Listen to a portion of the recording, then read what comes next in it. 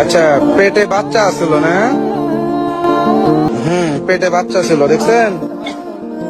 বুঝেন তেলে মানুষ কতটা নিকৃষ্ট আর পাপী, দেখছেন? এই যে ছোট একটা বাচ্চা ছিল। মানুষের বিবেক দিন দিন মরে যাচ্ছে। সম্প্রতি সোশ্যাল মিডিয়ায় একটি ভিডিও ভাইরাল হয়েছে, যা দেখলে যে কারো বুক কেঁপে উঠবে। ঘটনাটি টাঙ্গাইলের মির্জাপুরের, যেখানে একজন অন্তঃসত্ত্বা নারীর উপর চালানো হয় চরম নির্যাতন। জানা গেছে ওই নারী 6 মাসের গর্ভবতী ছিলেন। তখন তার উপর চালানো হয় অমানসিক নির্যাতন। শুধু তাকেই নয়, তার পেটের অনাগত সন্তানকেও নির্মমভাবে শেষ করে দেওয়া হয়। মানুষের রূপ ধরে থাকা কিছু নরপশু এতটা নিষ্ঠুর কিভাবে হতে পারে? ভিডিওতে দেখা যাচ্ছে পুলিশ ঘটনাস্থলে গিয়ে তদন্ত শুরু করে দিয়েছে। আমরা জানি না কবে এ ধরনের অপরাধ থেকে মুক্তি পাবো, কবে নিরাপদ থাকবে আমাদের মা বোনরা।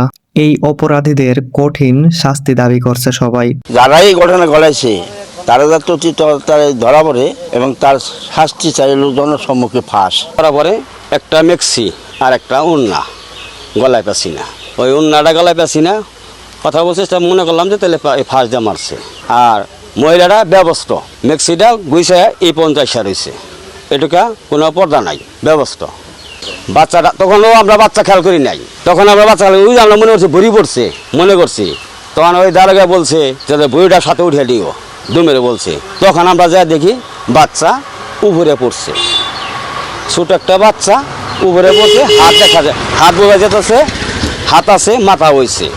পরে করে দেখা দারোগা বলতেছে দেখো ওটা ছেলে বাবু না মেয়ে বাবু। পর দুমে চিৎকার দেখে যে ছেলে বাবু।